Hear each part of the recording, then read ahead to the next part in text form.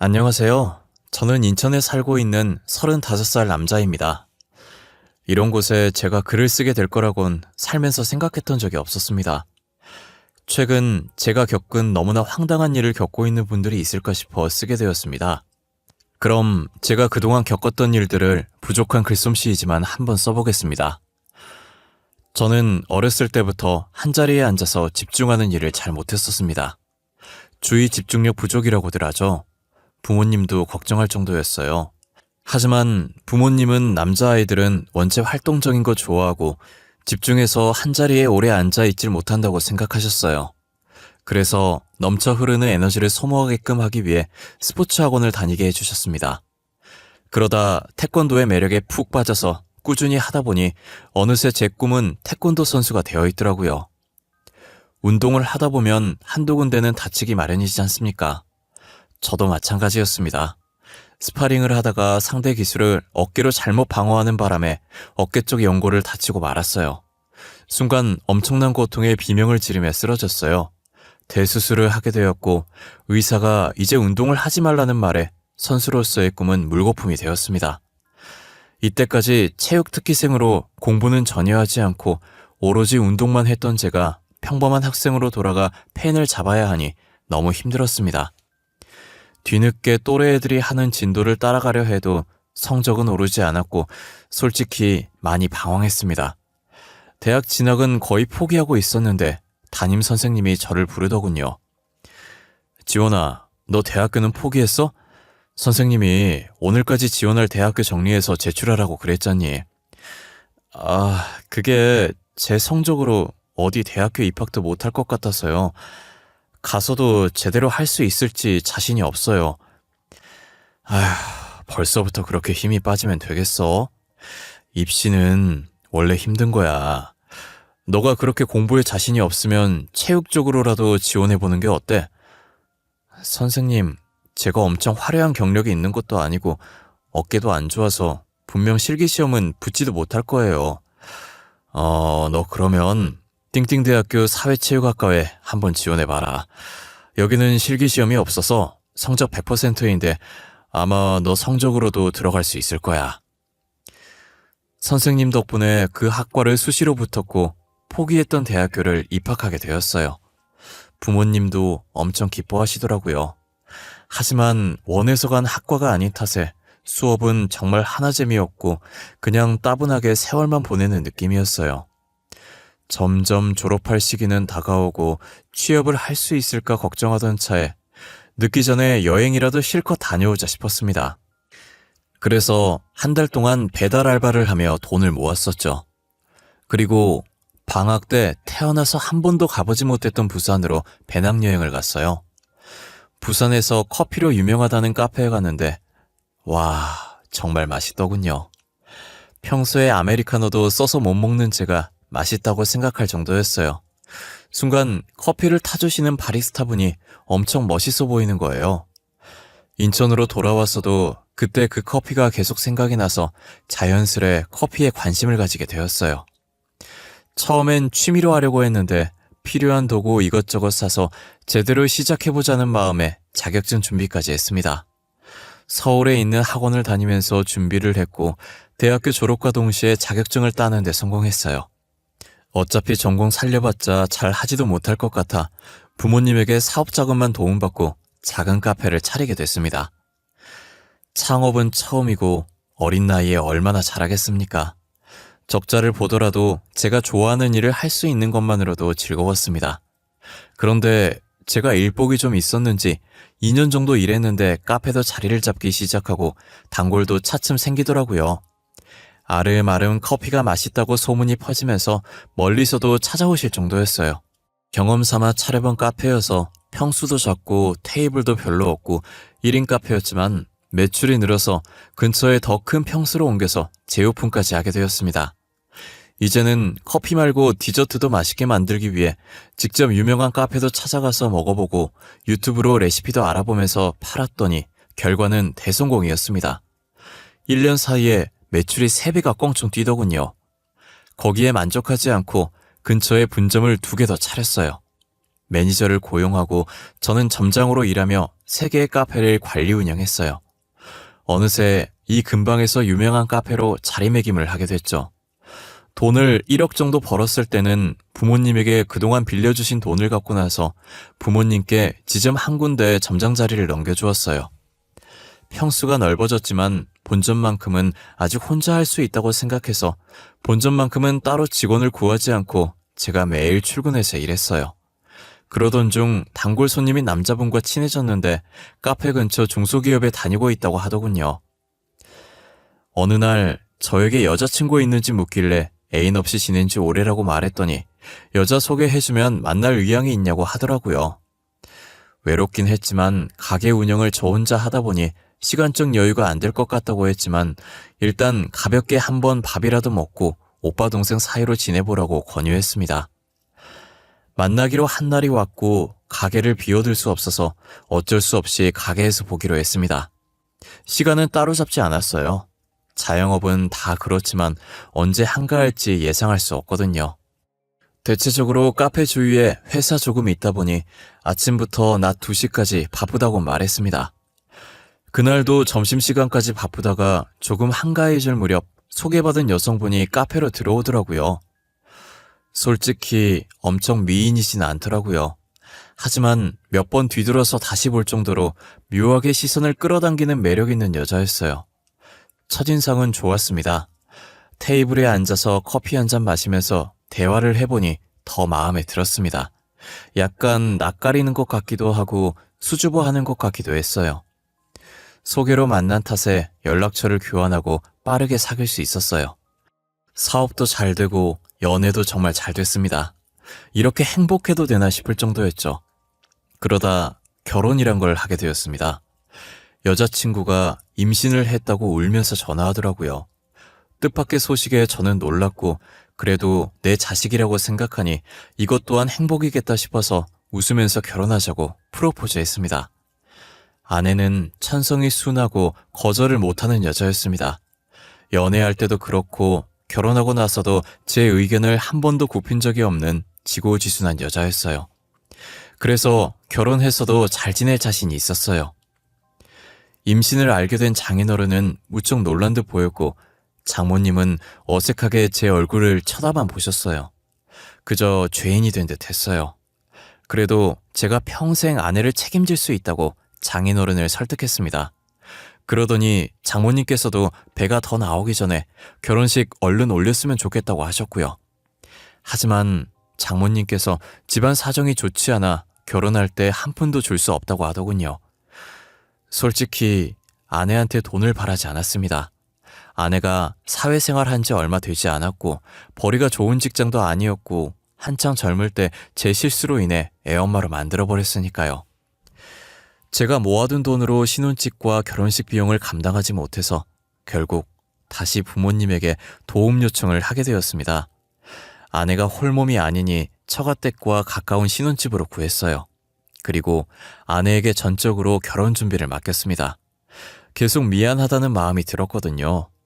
조금 과하다는 생각이 들긴 했지만 여자에겐 한 번뿐인 결혼식이니 아내가 원하는 대로 해주는 게 맞다고 생각했죠. 3일 동안 신혼여행도 다녀오고 나서 곧바로 아내를 산부인과로 데려갔습니다.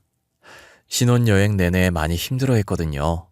사실 신혼여행도 가지 말자고 했는데 아내가 가고 싶다고 떼를 쓰는 바람에 국내에서만 다녀왔는데 매일 밤 속이 안 좋아서 구토를 했었어요. 그리고 머리카락도 한 움큼씩 빠지더라고요. 역시나 의사 선생님이 쓴소리를 하시더군요. 사모분, 요즘 무리하신 적이나 스트레스 받은 적 있으시죠? 상태가 조금 불안하네요. 정상적으로 착상되려면 절대 스트레스는 피하셔야 돼요. 근래 결혼 준비한다고 조금 무리하긴 했어요. 스트레스는 글쎄요. 요즘 스트레스 안 받기는 어려우니까 별 수 있나요? 대하 상태가 조금 불안한 게 지금부터라도 최대한 집에서 안정을 취하세요. 더 이상 무리하시면 조기 유산될 수도 있어요. 조기 유산될 조짐이 있다는 말에 아내는 당장 휴직계를 냈습니다. 그리고 저도 카페에 매일 출근하는 것보다 아내 몸조리를 돕기로 했고요.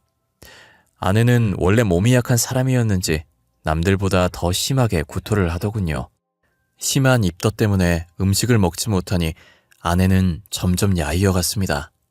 그나마 달콤하고 상큼한 과일은 먹히는지 하루 종일 과일만 입에 달고 살았어요. 입덧이 지나고 나니 이제 먹덧이라는 게 시작되더라고요.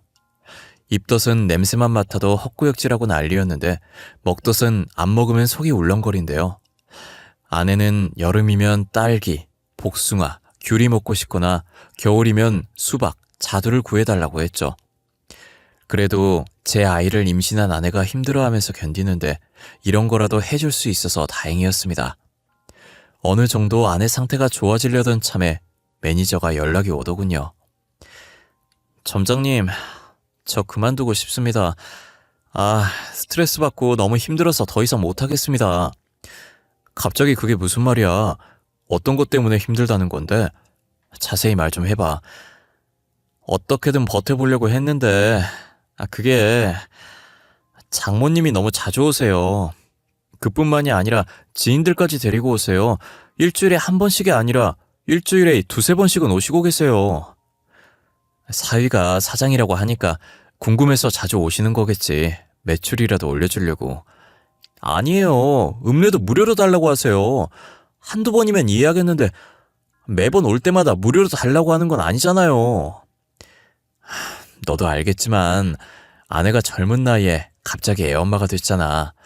내가 장모님이랑 아내한테 미안한 감정을 가지고 있어서 그래. 조금만 참고 장모님 요구대로 들어줬으면 해. 부탁 좀 할게.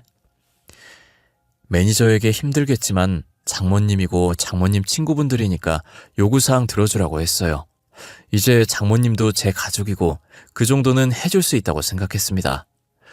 사위라곤 저 하나뿐이고 공짜로 음료 몇 잔 제공한다고 카페가 망하는 것도 아니고 장모님한테 안 좋은 소리 한다고 저한테 이득될 건 없잖아요. 매니저한테 하소연 아닌 하소연 같은 연락을 받고 한 달 뒤 다시 연락이 왔어요. 점장님, 도저히 못 참겠습니다. 이번 달까지만 하고 그만두겠습니다. 무슨 문제라도 있는 거야? 이유가 뭔데? 그때 다 얘기 끝난 거 아니었어? 점장님 사정 다 알고 있어서 어떻게든 참고 다녀보려고 했는데요.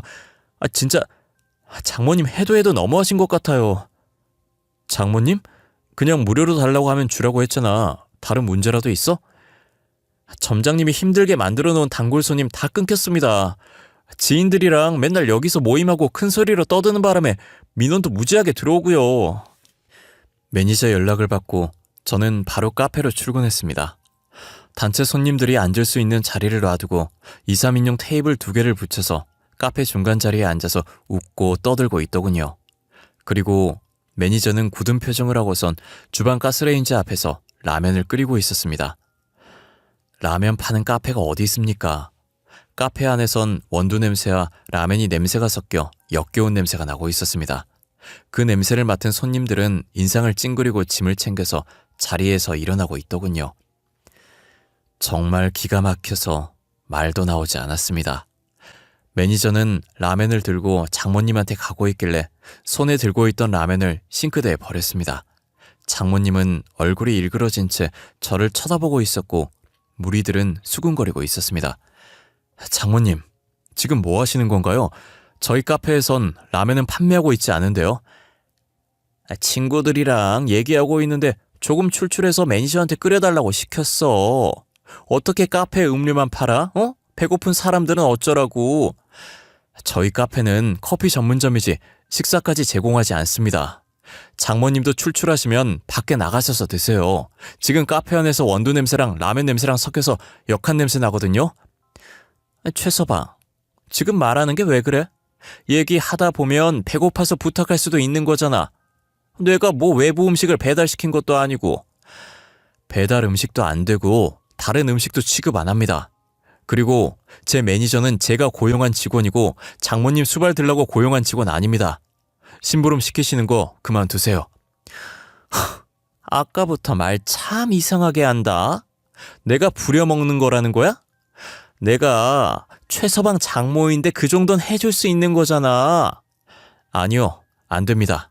매니저 고용주는 저 하나입니다. 그러니까 이제 그만하세요. 장모님 무리들 때문에 손님들한테 민원이 많습니다. 자주 오시는 건 좋은데 공공장소에서 예의는 지켜주세요. 내가 지금 못 배운 거라고 돌려서 말하는 거야, 최서방? 어디 사위가 장모한테 눈 똑바로 뜨고 바득바득 말대꾸하는 건데, 어? 그리고 내 귀한 딸 유부녀 되기 전에 임신시켜놓고 이 정도도 못해줘? 혼전 임신시킨 건 결혼 전에 찾아뵙고 죄송하다고 말씀드렸어요. 귀한 딸 저한테 맡겨주신 것도 감사하다고 말씀드렸고요. 저는 아내한테 잘하면 된다고 생각합니다. 제 아이를 가진 건 아내니까요. 네 와이프가 내가 배 아파서 낳은 딸이라고. 그 딸 엄마인 나한테도 잘해줘야 하는 게 당연한 거 아니야? 사위라는 게 내 친구들 앞에서 장모 개망신을 줘? 한참 장모님과 언쟁하고 있는데 입구에서 큰 소리가 들렸습니다. 입구 쪽으로 시선을 돌렸더니 제 부모님이 서 있더라고요.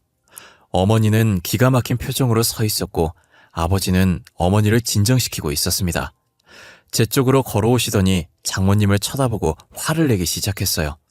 다급하게 저는 매니저를 불러서 손님들한테 사과하고 주문 금액 돌려드리고 가게에서 내보내달라고 시켰습니다. 제 개인적인 문제로 소란스러운 모습을 보이면 동네에서 소문도 안 좋게 날 거고 영업에 지장이 생길 것 같았어요.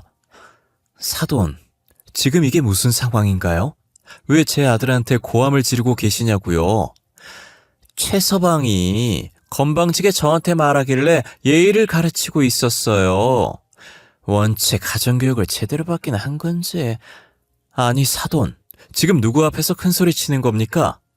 그러는 사돈은 지금 이게 가정교육을 제대로 받았다고 말할 수 있는 상황인가요? 제가 봤을 땐 제 아들보다 사돈이 더 교육 못 받으신 것 같은데요? 최서방이 말대꾸하는 걸 어디서 배웠는지 했는데 사돈한테 배웠나 봅니다. 하여간 그 어미의 그 자식이라고 하더니 솔직히 말해서 제 아들이 부주의해서 임신한 건 맞지만 남자 혼자서 임신이 되는 건 아니지 않습니까?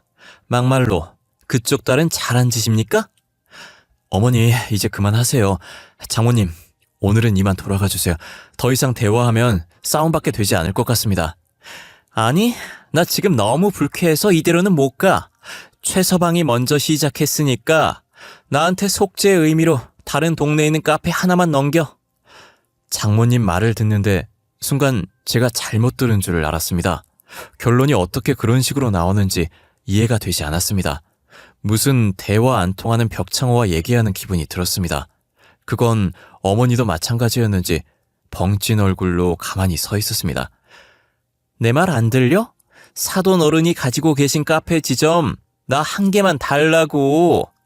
오늘 내가 받은 모욕에 비하면 어려운 일도 아니잖아? 오늘은 이만 돌아가시는 게 좋을 것 같습니다. 지금 안 나가시면 경찰 부르겠습니다. 사돈, 사업이 애들 장난감도 아니고 다 큰 어른이 때를 써서 되겠습니까? 지금은 보는 눈도 많으니 일단 돌아가세요. 아들이랑 상의 좀 해보겠습니다. 어찌나 고집불통이신지 생각할 필요도 없이 거절하려고 했는데 어머니는 일단 가게에서 나가게 하는 게 우선이라 생각하셨는지 장모님을 어르고 달래더군요. 그리고 제가 아무 말 없이 고개를 끄덕였더니 그제서야 만족하신 장모님이 친구들을 데리고 가게를 빠져나갔습니다. 정말 진이 다 빠지더군요. 얼른 매니저한테 진심을 다해 사과했습니다. 이렇게 심각할 줄은 몰랐다고 말이죠. 그리고 장모님은 이제 내가 알아서 해결할 테니 제발 가게를 위해서 조금만 더 일해달라고 부탁했습니다. 안 그래도 단골 손님까지 끊겼는데 능력 있는 직원까지 이룰 수는 없었어요. 매니저를 퇴근시키고 카페 문을 일찍 닫고서 어머니를 앉혀서 앞으로 장모님에게 어떻게 해야 될지 상의했습니다. 사돈, 아까 안 보냈으면 대답 들을 때까지 안 갈 것 같아서 돌려보냈어. 오늘은 이렇게 수습해서 보냈지만 다음에는 확답 들을 때까지 포기 안 할 거야. 그냥 엄마가 돈 보태줄게. 사돈 말대로 가게 하나만 내줘. 엄마, 진심이세요? 싫어요. 여기 와서도 진상처럼 하는데 가게 내주면 얼마나 더 마음대로 하겠어요. 그리고 제가 이 동네에서 자리 잡으려고 얼마나 노력한지 다 아시잖아요. 그럼 어쩌려고 그래. 사돈 포기할 것 같지도 않은데 포기 안 해도 어쩔 수 없어요.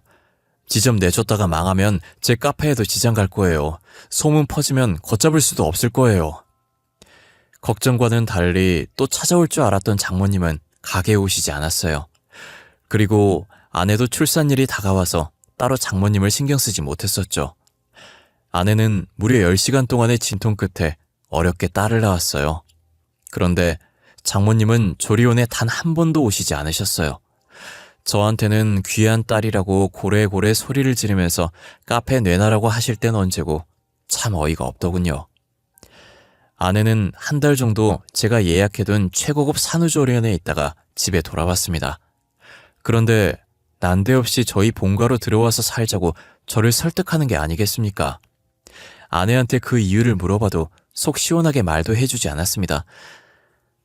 여보 어머님도 우리 아이 보고 싶을 거고 그래서 그런데 우리 결혼하기 전에 살던 집 팔고 그 돈 엄마 주면 안 될까? 갑자기 그게 무슨 뚱딴지 같은 소리래? 그걸 왜 팔아? 그리고 신혼집을 팔아서 왜 장모님을 줘? 그 집 사준 건 우리 부모님인데. 섭섭하게 왜 그래? 내가 시댁 들어가서 잘할게. 그럼 됐지. 우리 엄마 한성격 하는 거 알잖아. 나를 봐서라도 그렇게 해주면 안 될까? 너 아이 낳은 지 고작 이틀 됐어. 나한테 이런 말 하는 이유가 뭔데? 당신이 시집살이 하겠다고 해도 난 말릴 거야. 그런데 굳이 들어가서 살겠다고? 솔직히 말할게. 사실 엄마가 카페를 엄청 차리고 싶어 하더라고. 나 조리원에 있을 때 전화 와서 신혼집 팔아서 가게 안에 차리게 해달라고 말하셔서. 아니, 그런 일이 있으면 진작에 나한테 말을 했어야지. 그리고 장모님은 여보 애 낳고 한 번도 찾아온 적 없으면서 양심 없게 너한테 그런 부탁까지 하신 거야? 여보, 내가 정말 미안해. 사실은 엄마가 우리 오빠는 엄청 아끼는데 나는 싫어해. 항상 첫째를 위해서 나는 희생해야 된다고 하더라고. 진짜 지긋지긋하네. 대체 장모님은 왜 그렇게 카페 지점에 집착하시는 건데? 아내는 펑펑 울면서 이때까지 오빠를 위해 항상 희생했다고 서럽게 말하더군요. 본성이 착했던 아내는 장모님이 아들 선호 사상에 휩싸여서 대놓고 차별하는데도 반항 한 번 못했대요. 오히려 오빠를 위해 살아야 된다며 세뇌 교육을 받은 듯 했어요. 그러면서 장모님이 늦은 나이에 굳이 카페를 달라고 하는 이유도 말해줬습니다. 아마 우리 오빠 때문에 그럴 거야. 아직 오빠가 제대로 된 직장에 취업을 못해서 알바만 한다고 엄마가 엄청 걱정하셨거든. 그래서 카페라도 차려주고 싶다고 하셨어. 잠깐만, 그럼 설마 결혼 허락해준 게 내가 카페 사장이라서 해주신 거였어? 아마 맞을 거야. 근데 난 진짜 자기가 좋아서 결혼까지 한 거야. 처음에 아기 가졌을 땐 예상치 못해서 울었던 거고. 아니, 그런데 넌 왜 너를 그렇게 못살게 구는 장모님을 도와주려고 하는 거야? 요즘 세상에 장남이고 차녀가 어디 있다고. 넌 서럽지도 않아? 나도 이런 내가 싫어. 그치만 엄마는 오빠가 잘 돼야 나도 잘 된다고 그랬단 말이야. 아무리 어릴 때부터 세뇌 당했다고 이건 아니지. 난 장모님 뜻대로 카페 지점 내줄 생각 전혀 없어. 그렇게 알고 여보가 장모님 설득시켜. 처음엔 그저 작은 의견 충돌이라고 생각했어요. 그런데 이후에도 틈만 나면 아내는 저한테 오빠가 잘 돼야 된다며 주입시키려 하더군요. 그때마다 저는 칼같이 아내의 의견을 거절했고 결국 심해져서 각방까지 쓰게 되더라고요. 이런 일이 한두 번이어야 하는데 일주일에 2번 이상은 이 문제로 싸우기 시작했습니다. 저와의 애정이 식은 건지 아내는 이제 자기가 출산한 딸도 나 몰라라 하더군요. 모성애는 금방 생기는 게 아니라고 하잖아요. 아내도 마찬가지인 줄 알았습니다. 저와의 관계가 나빠지니 자연스레 아기도 싫어하는 줄 알았죠. 하지만 제가 없을 때 갓난아이 분유 타는 것도 귀찮아했습니다. 심해도 너무 심했어요. 그때부터 육아는 온전히 제 일이 되었고 카페 출근하는 것도 포기했습니다. 속으로 아들인 줄 알았는데 딸이라서 실망하는 건가 싶기도 했어요. 사실 산부인과에서 초음파를 보고 분명 아들 같다고 했었거든요. 그런데 손가락을 잘못 봤다면서 딸이라고 말하는 의사 말에 아내가 실망하는 표정이 보였습니다. 하지만 저희 부모님은 아들, 딸 차별하지 않고 딸은 딸대로 더 좋다고 하시는 분들이에요. 1년에 가까운 시간 동안 장모님의 카페 투쟁을 시작으로 육아 문제로 번지더니 이제는 서로 얼굴 보기도 두려워하는 사이가 되어버렸습니다. 얼른 아내가 정신 차리고 모성애를 느꼈으면 하는 생각으로 버텼어요. 분명 자기 자식인데도 심하다 할 정도로 무신경하게 대하는 모습을 보고 아내에 대해서도 실망하게 되고 지칠 대로 지쳐버렸었죠. 차라리 가정의 평화를 위해 장모님한테 카페를 차려줄까 생각도 했었습니다. 그런데 며칠 뒤에 모르는 번호로 제게 전화가 왔어요. 아무리 물어도 자기 신원을 밝히지도 않고 아내에 대해 말할 게 있으니 약속된 장소로 나오라고 하고 끊더군요. 처음엔 이상한 사람인 줄 알고 안 나가려고 했거든요. 그런데 아내가 자기 자식 버려두는 것도 수상하고 저희 아내 이름을 아는 걸 보니 신뢰가 가기도 해서 약속된 시간에 맞춰 나갔습니다. 한 남자가 제 얼굴까지 알고 있는지 저보고 여기 오라며 손짓하더군요. 그러면서 한 장의 사진을 보여주는데 충격적이게도 아내의 웨딩 사진이었습니다. 옆에는 제가 아니라 앞에 있는 남자와 찍은 사진이었죠. 많이 놀라셨죠? 당연히 놀랄 수밖에 없을 거예요. 은정이한테 못 들었을 테니까요. 두 분 결혼하기 전까지 저희 2년 동안 연애했었어요. 당연히 서로 결혼까지 약속한 사이였고요. 서로 결혼까지 얘기했다면서 왜 헤어지셨나요? 저한테 이런 얘기를 꺼내시는 이유가 뭐예요?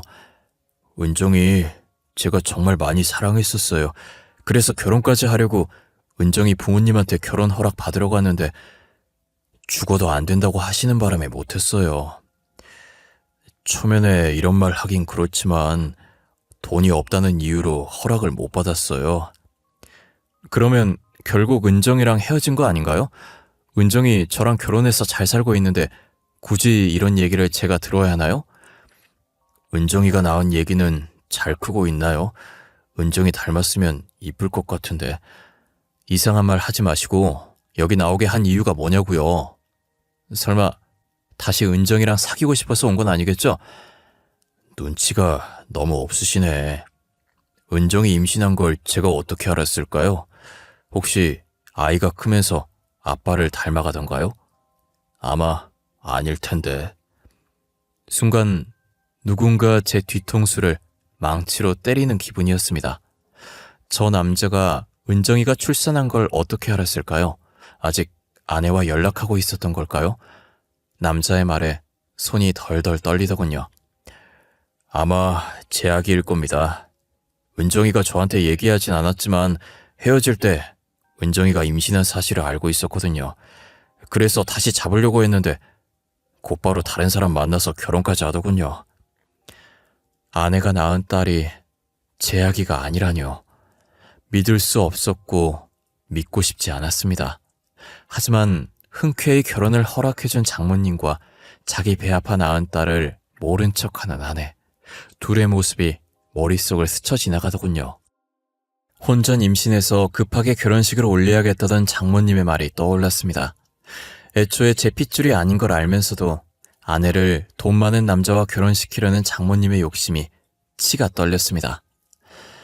집으로 돌아오자마자 어머니에게 맡겨둔 딸아이의 머리카락을 떨리는 손으로 비닐에 담아놓았습니다.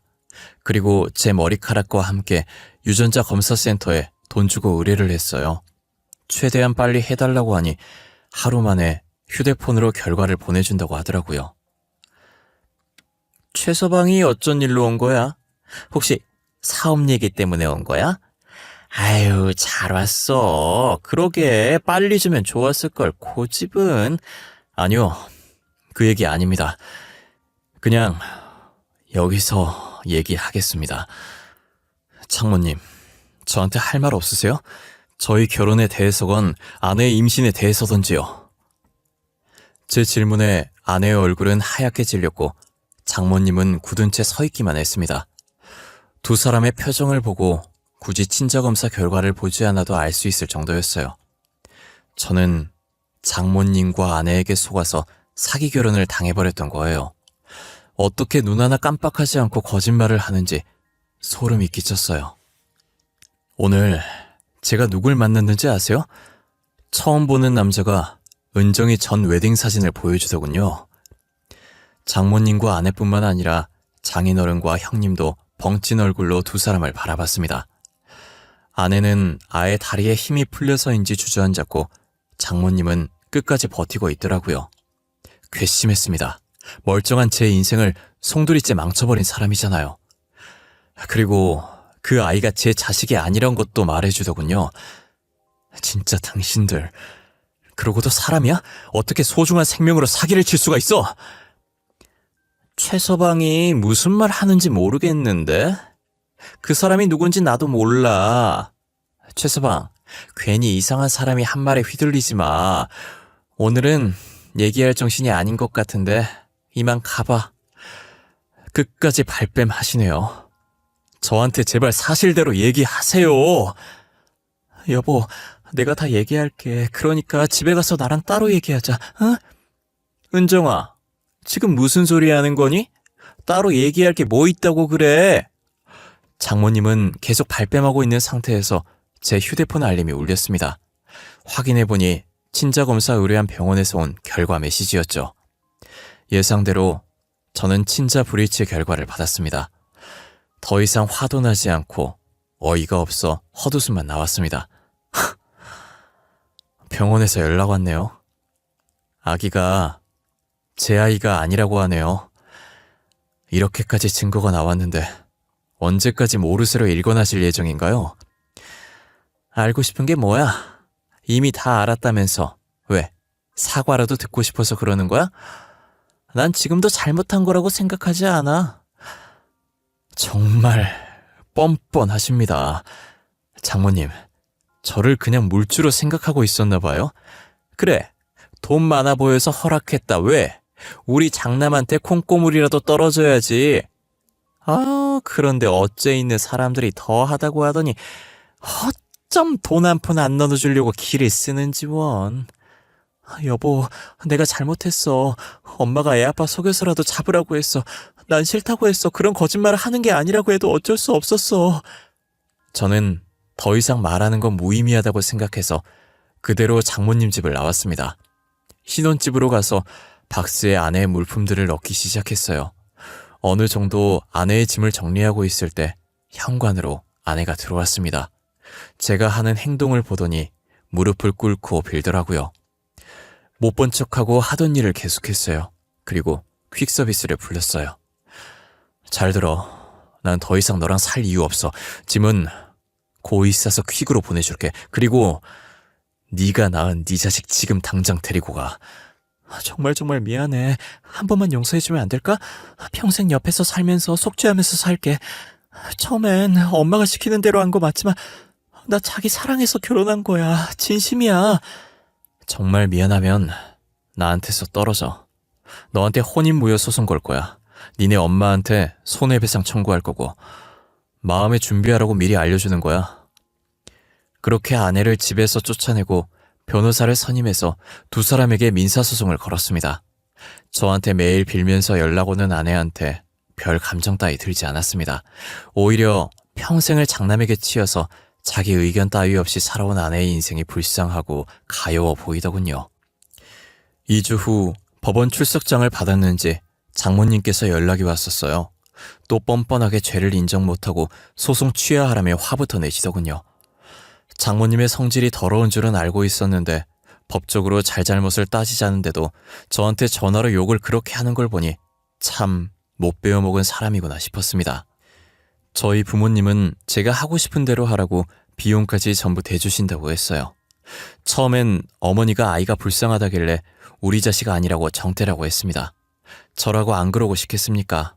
아내가 방치한 아이를 1년 동안 저 혼자 키웠었고요. 그런데 딱 하나, 장모님 때문에 그쪽 가족과는 인연을 끊고 싶었습니다.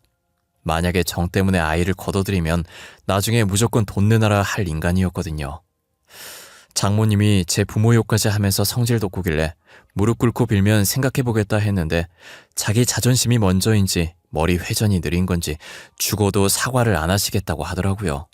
그냥 제가 먼저 전화를 끊었습니다. 이 글을 적으면서도 소송은 계속 진행 중이었고 어제가 마지막 선고 날이었습니다.